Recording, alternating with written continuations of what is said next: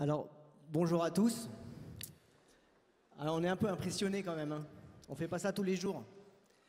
Nous sommes donc Charles-Henri et Loïcia Deloa. Nous avons 38 ans. Nous avons 2 enfants, Gaëtan et Anaïs. Moi, je suis coach et Loïcia est ergothérapeute. Et alors, on nous a demandé de dire quelques petites choses de nous.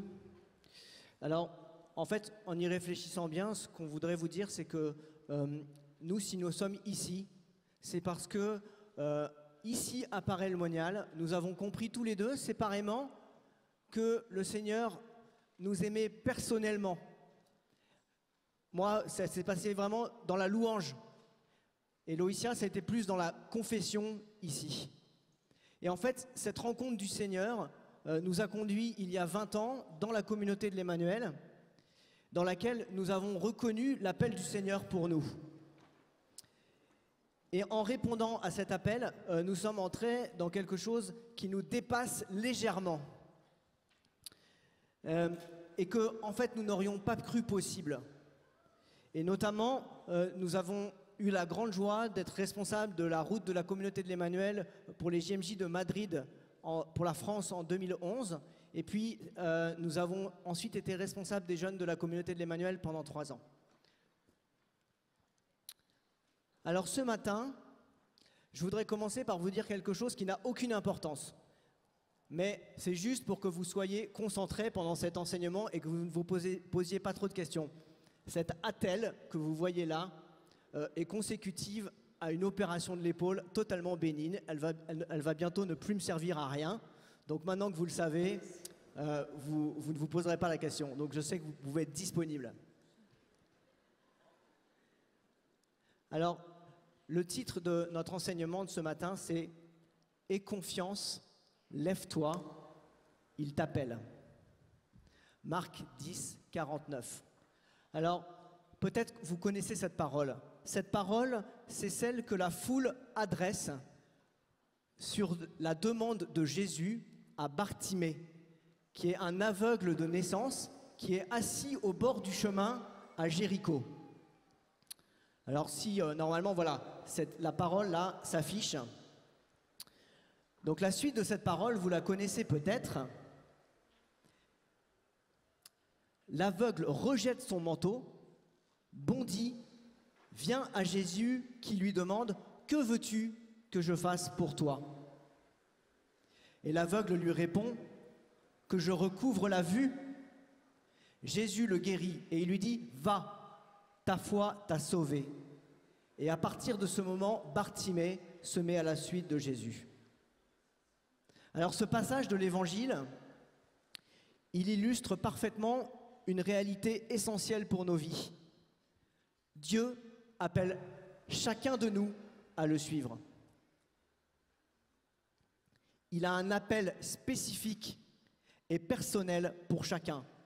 Et comme Bartimée, il attend de nous une réponse qui passe par la confiance et par la foi. Et ce matin, nous aimerions que chacun de vous, là où il en est dans la foi, reparte avec des pistes concrètes pour répondre à l'appel que lui adresse le Seigneur. Et donc pour ce faire, nous vous proposons une exploration en 3 temps. La première, c'est qu'est-ce que signifie cette idée mystérieuse? Dieu a un appel pour l'homme. À quoi nous appelle-t-il? Quel est le contenu de l'appel de Dieu pour l'homme? Deuxièmement, au fond, cet appel, qu'est-ce que ça signifie pour moi? Dieu appelle l'homme, certes, mais qu'est-ce que ça signifie pour concrètement, là où moi j'en suis? En quoi ça me concerne? Et puis troisièmement, ça a été bien amené ce matin dans l'homélie, comment répondre à cet appel qui nous est adressé à porter du fruit. Alors nous commençons cette première partie. Qu'est-ce que signifie cette idée mystérieuse? Dieu a un appel pour l'homme. À quoi nous appelle-t-il? Quel est le contenu de cet appel? Alors, notre objectif ne va pas être de vous faire une catéchèse sur le plan du salut, mais juste, voilà, rappeler l'essentiel, En fait, Dieu nous appelle, chacun personnellement, à participer à sa vie. Et en fait, il nous a créés à son image, à sa ressemblance, pour que nous connaissions le bonheur dans la plénitude, pour que nous connaissions aussi cette joie surabondante pour l'éternité, mais aussi ça commence dès à présent. Et nous le devinons parce que d'une manière ou une autre, on a en nous ce désir de bonheur, ce désir de grandeur et d'une vie qui a du sens. Et voilà, nous avons cette aspiration. Après, nous savons bien qu'au gré de la vie, on n'arrive pas forcément à l'atteindre. Mais nous sommes quand même porteurs dans notre condition humaine de quelque chose qui nous dépasse. En fait, nous portons en nous comme une nostalgie du paradis, du jardin d'Éden, où l'homme et la femme vivaient une communion parfaite avec Dieu, entre eux et avec leur environnement. Le péché, dans l'histoire, a brisé cette harmonie. Parce que, comme le dit le catéchisme de l'Église catholique, au paragraphe 397, l'homme, tenté par le diable, a laissé mourir en son cœur la confiance envers son Créateur. Donc la confiance a été d'une certaine manière cassée. Mais Dieu ne s'est pas résolu à cette rupture. Depuis lors, il n'a cessé, et dès le premier moment, d'aller à la recherche de l'homme. C'est la première chose que Dieu dit à Adam dans le jardin. Il lui adresse ce cri « Où es-tu » Et l'histoire du salut, c'est l'histoire de Dieu qui appelle l'homme « Où es-tu » et l'homme qui répond, puis l'homme qui se détourne, puis qui revient. Parce que Dieu n'abandonne pas. Il renouvelle sans cesse son appel. Et en même temps, il nous laisse entièrement libres, il laisse entièrement l'homme libre de répondre. Comme le dit le catéchisme toujours, pour cela, Dieu, certes, appelle l'homme à le servir en esprit et en vérité. Si cet appel oblige l'homme en conscience, il ne le contraint pas. Cela est apparu au plus haut point dans le Christ Jésus. En effet, le Christ a invité à la foi et à la conversion. Il n'y a nullement contraint. Il a rendu témoignage à la vérité, mais il n'a pas voulu l'imposer par la force à ses contradicteurs. Ça, c'était pour l'approche théologique. Alors maintenant, une petite approche par les Écritures. On voit bien que la Bible est pleine de récits, voilà, depuis Adam, et ces récits d'appel sont nombreux, sont variés. Et la question qu'on s'est posée, c'est comment l'homme entend cet appel et que va-t-il répondre? Alors d'abord, l'appel, on voit d'abord que c'est l'homme qui va entendre que Dieu l'appelle au cœur de sa vie, dans son quotidien. Et il va lui manifester sa volonté, son amour, et par là même sa vocation.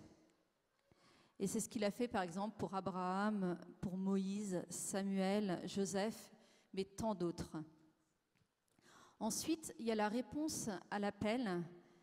Et comme le dit le psalmiste, « Tu as ouvert mes oreilles, alors j'ai dit, voici, je viens ». Donc il peut arriver que l'appelé refuse. Et on connaît bien le jeune homme riche qui va partir tout triste.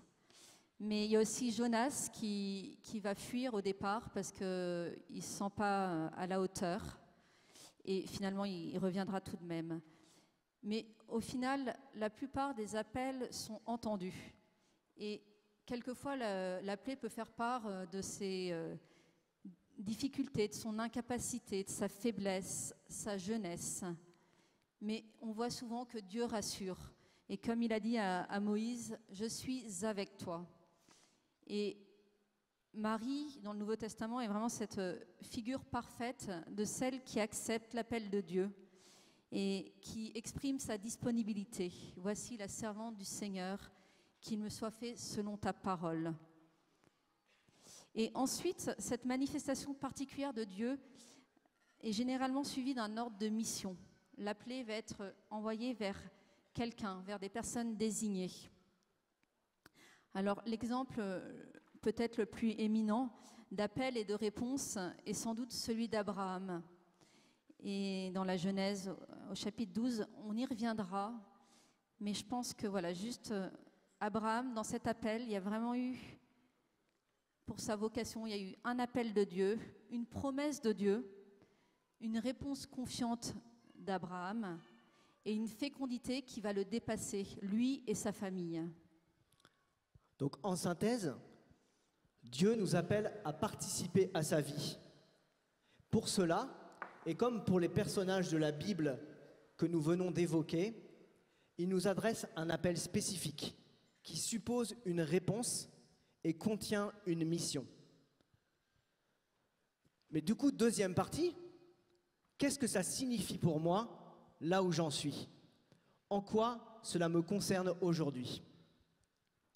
Alors, au fond, nous venons ici peut-être avec une conscience intellectuelle de l'appel de Dieu pour nous, mais dans notre cœur ou dans notre corps, peut-être que ça ne résonne pas, ça ne change rien. Ou peut-être que, tout simplement, nous ne croyons pas à cet appel. C'est la première fois que nous entendons ça, et franchement, ça a l'air fumeux. Certains, peut-être, n'ont pas envie d'entendre cet appel, pour eux ou pour leurs proches. Parce que cet appel peut faire peur, en fait. Et puis peut-être pour d'autres, au contraire, c'est évident. Et en fait, ils expérimentent déjà la joie d'être disciples du Christ. Et puis pour certains, sûrement, l'appel a déjà été entendu avec bonheur, il y a longtemps, il y a 5, 10, 20, 30 ans. Mais avec le temps, la conscience de cet appel s'est estompée et la joie d'y répondre aussi. Bref, nous sommes tous à des stades différents. Et en fait, ce n'est en aucun cas un problème pour le Seigneur. Parce que s'il y en a bien un qui nous prend là où nous en sommes sans nous juger, c'est lui.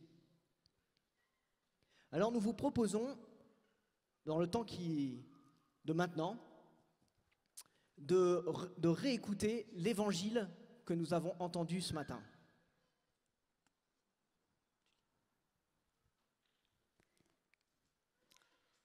Donc, voilà, on s'est basé sur cet évangile. Et voici que le semeur sortit pour semer. Comme il semait, des grains sont tombés au bord du chemin, et les oiseaux sont venus tout manger. D'autres sont tombés sur le sol pierreux, où il n'y avait pas beaucoup de terre. Ils ont levé aussitôt, parce que la terre était peu profonde. Le soleil s'étant levé, ils ont brûlé, et faute de racines, ils ont séché. D'autres sont tombés dans les ronces ont poussé et les ont étouffés. D'autres sont tombés dans la bonne terre, et ils ont donné du fruit à raison de 100 ou 60 ou 30 pour un. Celui qui a des oreilles, qu'il entende. Alors, ce qui est bien avec Jésus, c'est que pour cette parabole-là, il donne l'explication un peu plus loin. Donc, je vais vous la livrer tout simplement. Tout d'abord, des grains sont tombés au bord du chemin. Dans Matthieu 13, 19, Jésus dit « Quelqu'un entend-il la parole du royaume sans la comprendre? Arrive le mauvais qui s'empare de ce qui a été semé dans le cœur de cet homme. Tel est celui qui a été semé au bord du chemin. » Au fond, du coup, celui qui est au bord du chemin, il ne peut pas entendre la parole, de fait. Et donc, il ne peut pas entendre l'appel non plus. Et il ne peut pas rencontrer celui qui l'appelle. Et peut-être certains d'entre nous, ce matin, se sentent-ils au bord du chemin. C'est-à-dire, ils sont là parce que, d'abord, peut-être ils ne savent pas pourquoi, ou alors, tout au moins, parce qu'ils apprécient les valeurs chrétiennes, que ça correspond à quelque chose pour eux. Peut-être ce sont des humanistes. Mais en fait, de là à admettre que Dieu me parle à moi, qu'il m'aime personnellement, qu'il pose son visage sur ma personne, alors là, je n'en suis pas digne. Et d'abord, pourquoi Dieu ferait-il ça? Alors à cela, le Seigneur dit, ce matin, « Mon fils, ma fille, je ne te veux pas au bord du chemin. Tu n'es pas un orphelin. Je veux te montrer mon visage d'amour. Je désire que tu fasses l'expérience de mon amour immense.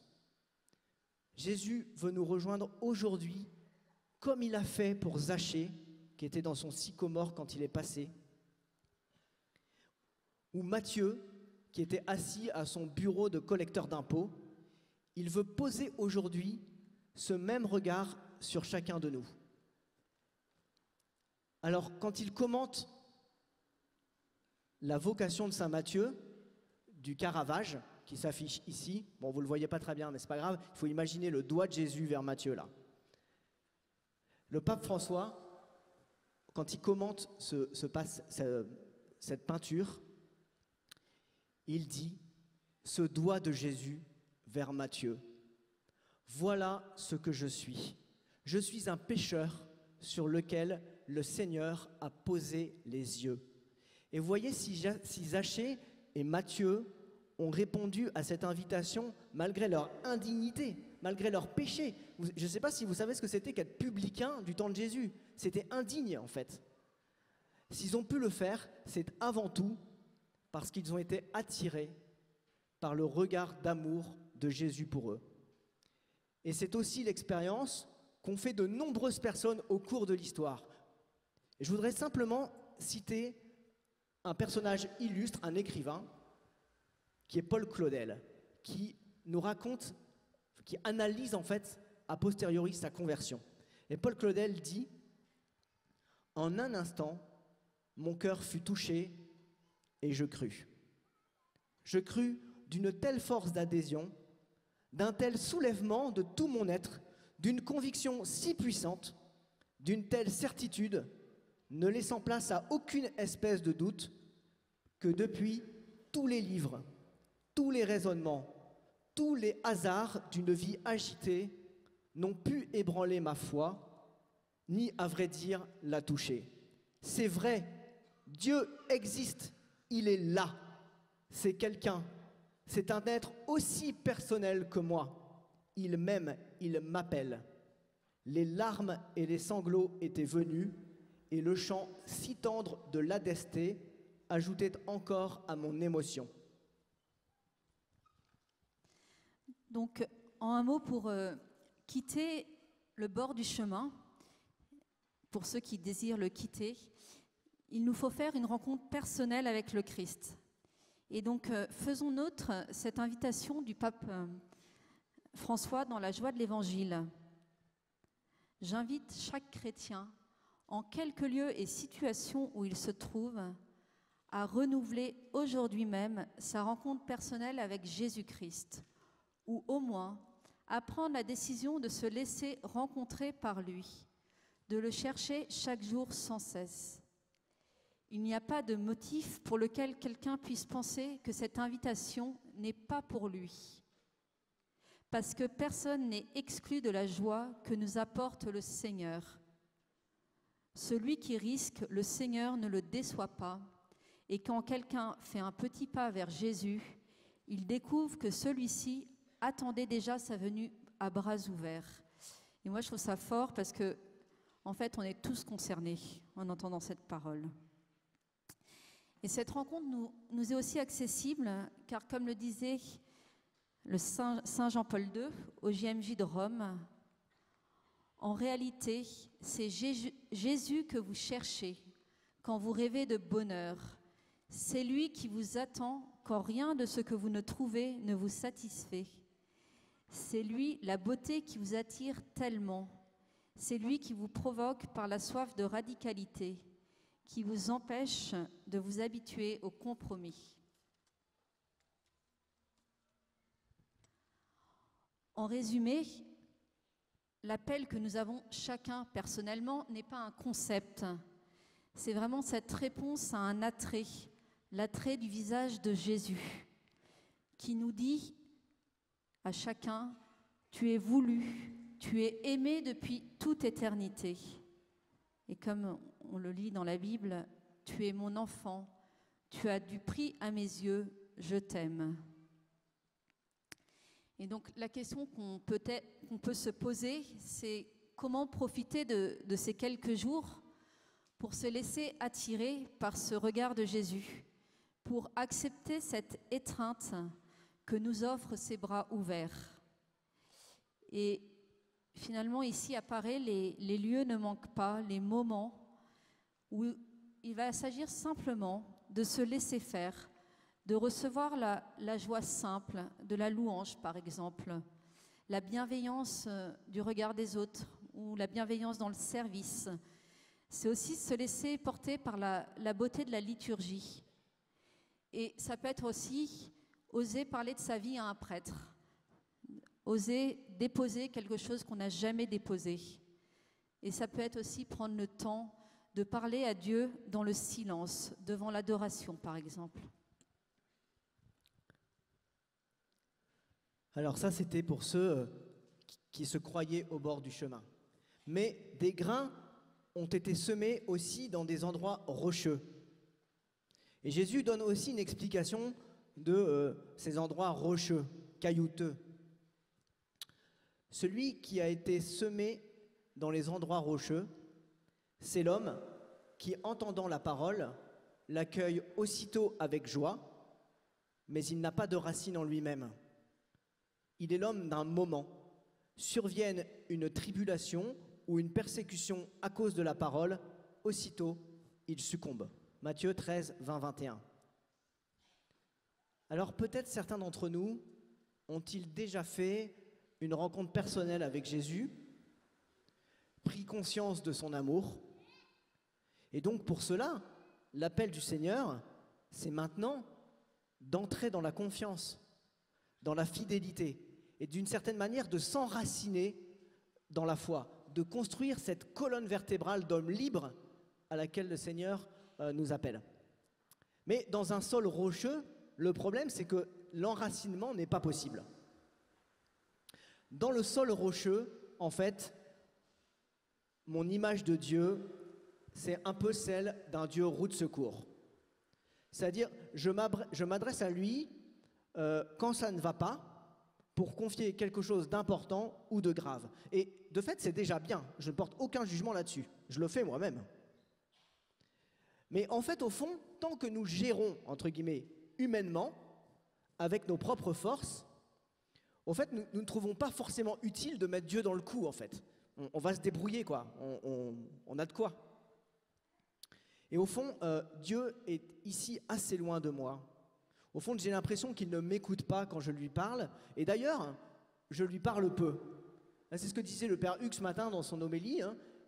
Prier, c'est parler à Jésus. Mais là, en fait, je lui parle peu, en fait. Il n'est pas mon intime. Il n'est pas mon ami. Même si je vais parfois, même souvent à la messe. Et de toute façon, avec ma vie à 100 à l'heure, le boulot, la famille, les amis, le sport, les parents, au fond, quand est-ce que je pourrais prendre du temps pour ça ? Nous ne sommes pour la plupart ni religieux, ni prêtres, et au fond, nous pouvons estimer légitimement, non pas légitimement, que nous n'avons pas beaucoup de temps à consacrer à ça. Alors certes, nous avons en tête quelques temps forts où on s'est dit, oui, Dieu est amour. On se souvient de telle émotion, de telle participation, par exemple à une journée mondiale de la jeunesse, à un baptême, de telles prières où nous avons eu l'impression d'avoir été exaucés. Mais nous connaissons aussi des périodes de doute et de révolte. Pourquoi tout ce mal ? Pourquoi la souffrance ? Dieu existe-t-il ou bien est-il une invention ? Et à tous ceux qui sentent qu'ils en sont là, Jésus va vraiment adresser cet appel. Mon enfant, je veux être ton ami. Je te connais mieux que toi-même. Je suis toujours avec toi, à chaque instant, dans les joies et les difficultés. Je peux te donner la force de marcher à mes côtés. Moi seul, je peux te façonner la colonne vertébrale qui te permettra de traverser le doute et les épreuves. Mais je ne peux rien si tu ne le veux pas. Pendant ces 5 jours, dans la cité du cœur de Jésus, nous pouvons écouter cet appel de Jésus lui-même à demeurer en lui. Demeurez en moi, comme moi en vous. Celui qui demeure en moi et moi en lui, celui-là porte beaucoup de fruits. Car hors de moi, vous ne pouvez rien faire. Donc on se demandait aussi quelles petites décisions on pourrait prendre pour se muscler un peu notre vie spirituelle. Et donc pour s'attacher plus au Seigneur. Et ça peut être de prier chaque jour, même si c'est un petit temps, mais c'est déjà ça. Ou bien ça peut être rejoindre à la rentrée une fraternité dans notre paroisse, ou retrouver un lieu pour avancer, prendre la décision de se former, ou bien s'engager dans un service régulier. Alors ensuite, des grains ont été semés dans les épines. Matthieu 13, 22, 23. Celui qui a été semé dans les épines, c'est celui qui entend la parole, mais les soucis du monde et la séduction de la richesse étouffent cette parole qui demeure sans fruit. Alors parmi nous, peut-être certains ont-ils non seulement rencontré le Seigneur personnellement, mais aussi développé cette colonne vertébrale chrétienne qui nous aide à vivre fidèlement notre appel. Et peut-être certains sont déjà même d'authentiques disciples du Christ. Mais au fond, et ils se donnent dans le service des autres, dans le service de leur devoir d'État, dans le service de l'Église, avec générosité. Mais ils rencontrent encore des obstacles pour entrer sans arrière-pensée dans la joie et la confiance du disciple. Et Jésus nomme ici 2 obstacles, les soucis du monde et la séduction de la richesse. Alors nous allons commencer par les soucis du monde. Alors je pense que vous en connaissez déjà pas mal, mais on en a listé quelques-uns. Donc déjà, je pense que nous venons tous ici avec quelques soucis, soit liés à notre devoir d'État, de notre carrière professionnelle, de la reconnaissance sociale, familiale, voire ecclésiale que nous espérons. Et nous venons peut-être aussi avec le stress de notre vie, les questions liées à l'éducation, l'épanouissement de nos enfants, et peut-être aussi le souci de notre vocation qui peut-être peine à se réaliser. Et ce qui est bon de savoir, c'est que Jésus ne nous reproche pas d'avoir des soucis. Il nous demande surtout de ne pas les entretenir. Comme Paul dit dans les Philippiens, n'entretenez aucun souci. Finalement, le problème des soucis du monde, c'est qu'ils vont nous couper de la joie. Et ils jouent cette petite musique, ce petit vélo intérieur qui n'arrête pas de pédaler et qui va finalement nous empêcher de goûter l'instant présent, l'ici et maintenant de la présence de Dieu. Et quelquefois, derrière les soucis, il peut même y avoir un peu d'orgueil, parce que j'entretiens ces soucis et au fond, je pense que j'ai un petit pouvoir dessus et que c'est quand même moi qui suis bien placée pour résoudre mes soucis et pourquoi pas résoudre les soucis des autres aussi. Et Pierre Goursat, le fondateur de la communauté de l'Emmanuel, disait « L'humble est celui qui ne se soucie de rien ». Alors pendant ces 5 jours, écoutons la parole que Dieu nous adresse. « Venez à moi, vous tous qui peinez et ployez sous le fardeau, et moi, je vous soulagerai. Chargez-vous de mon joug et mettez-vous à mon école, car je suis doux et humble de cœur, et vous trouverez soulagement pour vos âmes.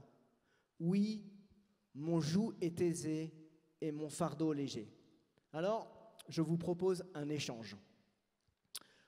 Vous prenez le joug du Seigneur, qui est léger, et vous lui donnez le vôtre.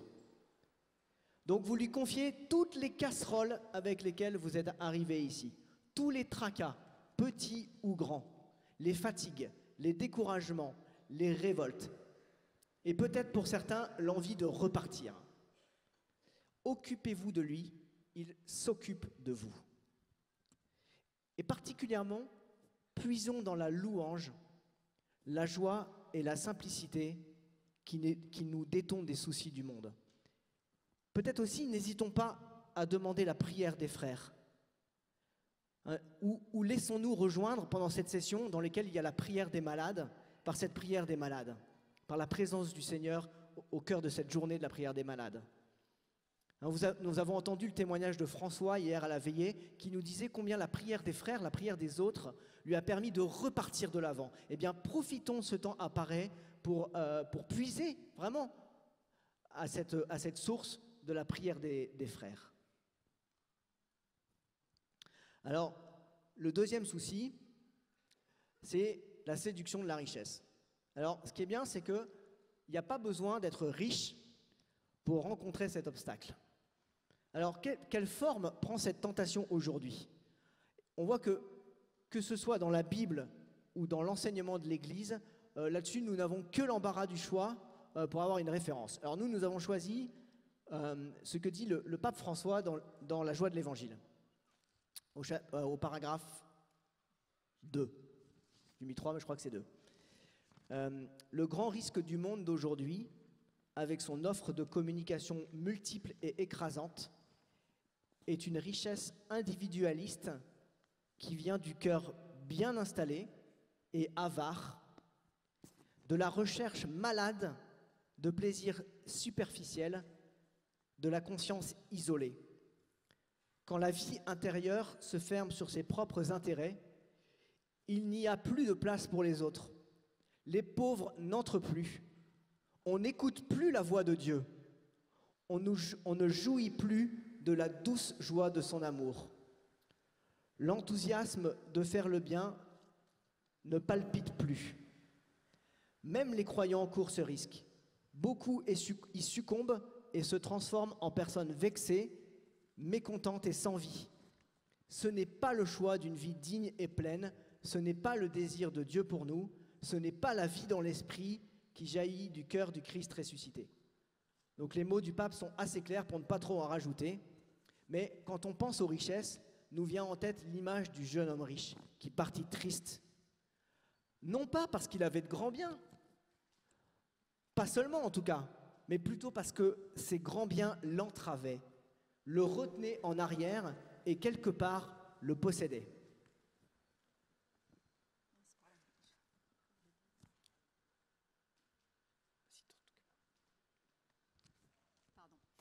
Donc, pendant ces 5 jours, prenons le temps de nous poser la question de quelles sont ces richesses, quels sont ces biens matériels ou immatériels qui m'entravent aujourd'hui. Qu'est-ce qui m'empêche de me donner, qui limite ma générosité?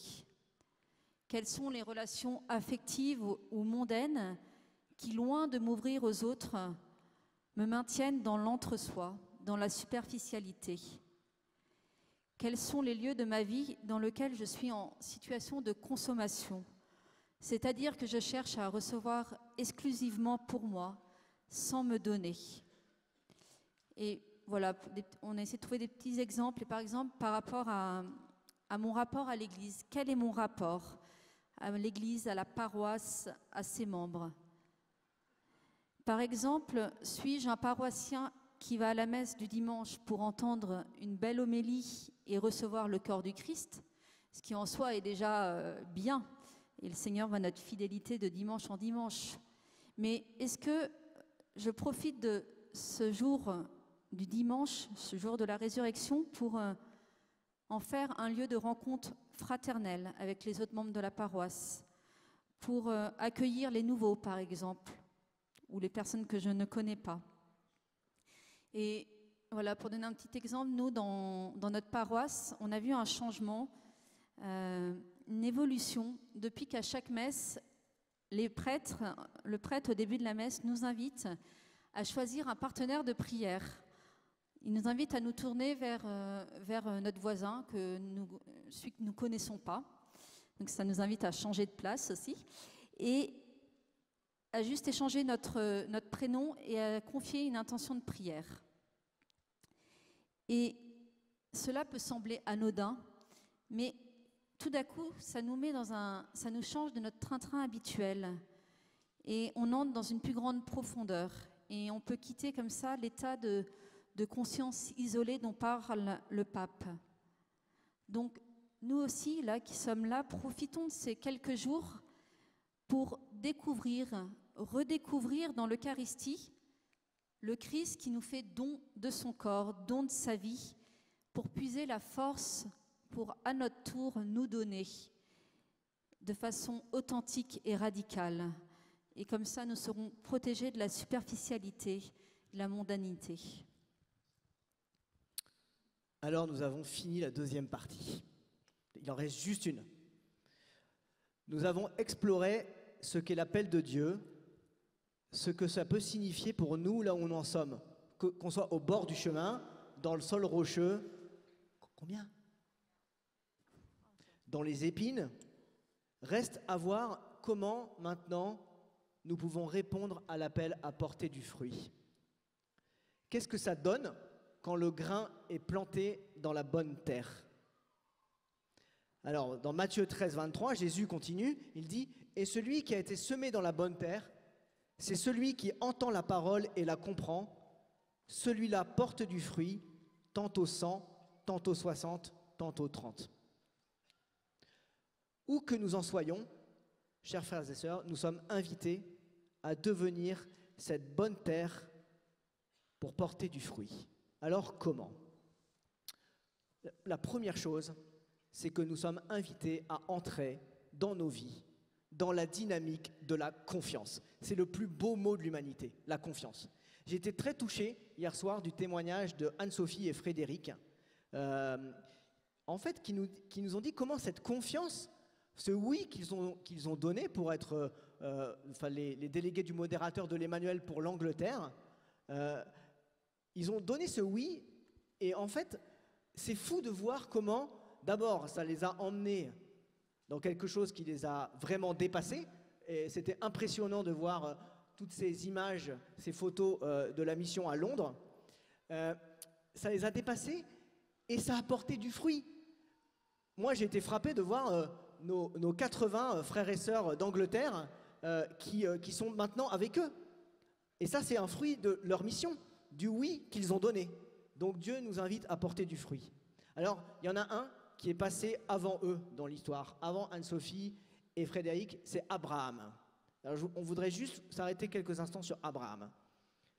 Au point de départ, Abraham reçoit de Dieu un appel et une promesse. Le Seigneur dit à Abraham, « Quitte ton pays, ta parenté et la maison de ton père, et va vers le pays que je te montrerai. » Et la promesse, « Je ferai de toi une grande nation, je te bénirai, je rendrai grand ton nom, et tu deviendras une bénédiction. » Genèse 12, 1 à 4. Donc, un appel, une promesse. Deuxièmement, un appel qui implique une mise en mouvement et une rupture avec le passé. Abraham, d'ailleurs c'est pas Abraham à ce moment-là, c'est Abram, s'en alla comme le lui avait dit Yahvé, et Lot s'en alla avec lui. Donc l'appel d'Abraham provoque une rupture avec le passé. Un retour en arrière est exclu de l'expérience d'Abraham. Cette vocation de départ, c'est un aller simple. C'est une marche vers l'avenir avec un détachement de la précédente manière de vivre. Et en fait, les pérégrinations d'Abraham le conduiront toujours de l'avant. Il ne retournera jamais d'où il vient en Mésopotamie. Et même quand la famine se fera sentir au pays de Canaan qui lui a été destiné par Dieu. Troisième point, cet appel nécessite une réponse de confiance. Il est demandé à Abraham d'avoir confiance, de prendre la route, de cheminer dans la foi, sans savoir où ça va le conduire. Il marche sur la seule base de sa confiance en Dieu. Il ne connaît pas d'avance le parcours, ni la réalisation du projet, ni quelle forme ça prendra. Quatrième point, ça s'adresse à sa liberté. Abraham aurait complètement pu garder sa vie quotidienne, son train-train. Il était libre de partir. Et en fait, s'il n'était pas parti, il aurait certainement gardé la vie d'avant sans problème. On n'en sait rien en fait, mais on peut imaginer. Cinquième point, cet appel se renouvelle. Ça, c'est une bonne nouvelle pour nous. L'appel de Dieu se renouvelle. Abraham entendit 2 fois l'appel de Dieu. Une fois à Our et une autre à Charan. Le premier appel l'amène à mi-chemin et le second appel le mène jusqu'à Canaan. Donc on voit que c'est avec la persévérance, c'est la persévérance de Dieu avec nous qui rend réalisable son projet pour nous. Et enfin, ça c'est très beau, la réponse de confiance que que Abraham donne à Dieu lui permet de découvrir son identité profonde. Alors je vous cite Genèse 17, chapitre 4, dans verset 4. Genèse chapitre 17, verset 4. « Moi, voici mon alliance avec toi. Tu deviendras père d'une multitude de nations, et l'on ne t'appellera plus Abram, mais ton nom sera Abraham, car je te fais père d'une multitude de nations. » Et voyez, cette réponse confiante que donne Abraham l'amène à une identité nouvelle, à sa pleine identité qui lui est conférée non pas par lui, ni par les hommes, mais par Dieu. Abram devient Abraham. Alors, qu'est-ce que cela veut dire pour nous? Parce que, en prenant cet exemple, vous pensez bien qu'on n'a pas juste voulu vous raconter une belle histoire qui s'est passée il y a très longtemps, mais finalement, l'histoire d'Abraham, en quelque sorte, c'est la nôtre. Et nous pouvons vraiment nous identifier à Abraham. Et on peut relire tout ce passage de la vocation d'Abraham sous forme, par exemple, de lectio, de méditation. Et à la place de mettre Abraham, on peut mettre notre prénom et voilà, se mettre vraiment à la place d'Abraham. Et pour nous aussi, le Seigneur fait donc un appel, une promesse. Il nous dit « Je te bénirai, je te donnerai le bonheur, et pour cela, mets-toi en chemin. » Cela implique pour nous une mise en route, une rupture avec le passé. Et nous ne pouvons pas rester, comme dit Pape François, dans notre canapé. Le Seigneur nous demande d'avancer avec confiance, car comme Abraham, nous prenons la route sans savoir où cela va nous conduire. Et on répond aussi à cet appel dans la durée. Et voilà, au début, ça peut nous paraître facile de répondre, car nous sommes dans la joie de découvrir que nous ne sommes pas seuls. Mais il peut arriver qu'avec le temps, avec les changements de notre vie, soit de travail, de changement de lieu d'habitation, changement d'état de vie aussi, de rythme, et petit à petit, avec ces changements, on risque un peu d'être basculé dans notre petit équilibre et on peut courir le risque de s'affadir, de perdre notre entrain. Mais Dieu ne nous abandonne pas. Son appel n'est pas figé et il va s'actualiser jour après jour, tout au long de notre vie. Et si notre appel ne nous semble plus aussi clair, si nous avons une certaine lassitude, peut-être que c'est le temps pour nous de faire mémoire de ce que nous avons déjà vécu, de prendre le temps aussi de demander au Seigneur, mais à quoi m'appelles-tu aujourd'hui? Que veux-tu pour moi? J'ai besoin que tu me le montres. Et tout cela pour aller au Canaan que le Seigneur nous destine. Alors c'était la confiance, première chose. Vous voyez qu'on est loin du principe de précaution. La deuxième chose, c'est que nous pouvons être une terre féconde si nous vivons avec l'Esprit Saint. La fécondité de nos vies, c'est le fruit de l'action de l'Esprit Saint en nous. Répondre à l'appel de Dieu, ça dépend certes d'un engagement de notre volonté, mais il ne s'agit en aucun cas de volontarisme. Ce n'est pas à la force du poignet, en partant de nos seules capacités, que nous pouvons répondre à l'appel du Seigneur. Si nous le pouvons, c'est parce que Jésus nous a fait la promesse de ne pas nous laisser orphelins. Je ne vous laisserai pas orphelins, Jean 14, 18. Et sa grande promesse, c'est le don de l'Esprit Saint. Par notre baptême, notre confirmation, nous avons reçu l'Esprit Saint et c'est lui qui nous rend capables de suivre Jésus. Parce qu'il est cette force intérieure, permanente, qui nous conduit. Et c'est lui qui nous entraîne dans cette dynamique de croissance qui nous conduit à la sainteté. C'est lui qui nous façonne jusqu'à ce que nous devenions cette bonne terre. Et vraiment, nous vous exhortons à redécouvrir cette personne de la Trinité qui est parfois moins connue et pourtant dont le but, le but de notre vie est l'acquisition. Comme le dit Saint Séraphin de Sarov, le but de la vie, c'est l'acquisition de l'Esprit Saint. Et donc, nous vous invitons et nous tous, voilà, nous avons vraiment à prier l'Esprit Saint, à demander l'Esprit Saint, et c'est une prière, c'est une demande sûre, et on sait qu'on ne sera pas déçu. Parce que dans les Écritures, dit, voilà, si donc vous qui êtes mauvais, vous savez donner de bonnes choses à vos enfants, combien plus le Père du ciel donnera-t-il l'Esprit Saint à ceux qui l'en prient? Donc, demandons l'Esprit Saint, laissons-le renouveler toute notre vie, ce que nous sommes. Et comme le disait tout à l'heure le Père Hugues pendant son homélie, demandons-le pour les choses concrètes de notre vie, les petits actes. Et finalement, l'Esprit Saint, il vient nous rejoindre dans tous ces actes du quotidien. Et voilà, pas besoin forcément d'aller au bout du monde, de partir en humanitaire pour vivre ça. L'Esprit Saint, il passe par les petites choses. Alors nous pouvons prier l'Esprit Saint dans tous les moments de la journée, et en particulier dans les interstices de la journée. Vous savez, ces temps de battement dans lesquels vous changez d'activité. Vous passez d'un temps de transport au bureau, puis à la pause, puis à la vie familiale, et à chaque fois il y a des interstices, vous savez. Eh bien, en 10 secondes, nous pouvons simplement invoquer l'Esprit Saint pour nous remettre dans la présence du Seigneur. Ouais, nous avons besoin de ces petits rituels pour être sans cesse dans la présence du Seigneur. Et les temps de changement dans nos journées sont des bons temps pour ça.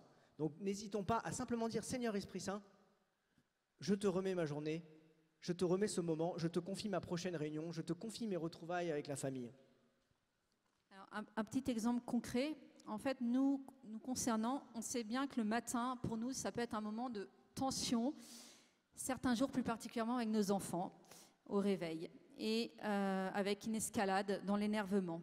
Et face à cela, en fait, on en avait marre de subir ça. On a décidé de prier l'Esprit Saint dès le réveil, dans notre lit, pour confier ce lever, le petit déjeuner, la mise à l'école. Et finalement, nous sommes émerveillés parce que nous voyons que les fois où on le fait pas tous les jours, hein, il y a des moments où on oublie, mais voilà, notre acte de foi nous permet d'être dans la paix, et voilà, il y a moins de tension et on se sent voilà, apaisé. Alors, c'est le moment de conclure, chers frères et sœurs. Ce qu'on aurait bien aimé vous dire, si on avait eu un peu plus de temps, si on avait un peu mieux géré notre temps, c'est que pour répondre pleinement, être cette bonne terre pour le Seigneur, ça ne peut pas se faire seul. Il faut aussi que nous le vivions en Église. Il y a une très belle image à la louange ce matin où on voyait, le Seigneur nous invite à être nous-mêmes, flûte, piano, triangle, mais nous faisons bien partie d'un orchestre en fait. Donc le Seigneur nous invite à vivre quelque chose de plus grand que nous, qui doit se vivre dans l'Église. La vie communautaire, indépendamment de toute communauté type l'Emmanuel, mais la vie communautaire dans l'Église n'est pas optionnelle. Et un chrétien seul est un chrétien en danger. Ça, c'est bien connu et c'est très vrai. Et puis, nous pouvons aussi nous appuyer pour avancer sur les sacrements de l'Église. Et nous pouvons demander ici à Paray, peut-être, d'être renouvelés dans ce désir, finalement, ce désir de puiser dans les sacrements, que ce soit dans le sacrement de réconciliation, peut-être en particulier, dans l'Eucharistie, et pour ceux qui ne peuvent s'en approcher pour le moment, eh bien, d'en avoir le désir, puisque le Seigneur nous donne aussi cette force-là par les sacrements. Et voilà, on peut aussi s'appuyer, pour répondre à cet appel, à l'enseignement de l'Église, au magistère. Et voilà, cet enseignement est mu par la sagesse des siècles et des siècles. Et c'est un véritable guide pour nous. Et voilà, l'Église est sainte, même si elle est composée de pécheurs. Nous sommes tous pécheurs, mais l'Église est sainte. Et cet enseignement nous est donné comme un trésor pour avancer. Alors pour conclure, revenons à Bartimée, l'aveugle de Jéricho. La foule lui dit « Confiance, lève-toi, il t'appelle ». Et que fait l'aveugle ? Il jette son manteau, bondit, courut vers Jésus, et aussitôt il se mit à voir, et il suivait Jésus sur la route. Alors allons-y, jetons le manteau qui nous alourdit, et comme l'aveugle, bondissons, et courons avec joie et confiance vers Jésus qui nous appelle. Il ne nous décevra pas. Hein, comme le disait le pape Benoît XVI, lors de l'inauguration de son pontificat, Jésus ne prend rien, il donne tout. Alors nous pouvons, comme à la louange, nous y avons été invités, nous laisser entraîner par cette vague. Cette vague-là qui commence au fond de la tente et qui nous emmène ici, dans les bras du Christ ressuscité. Amen.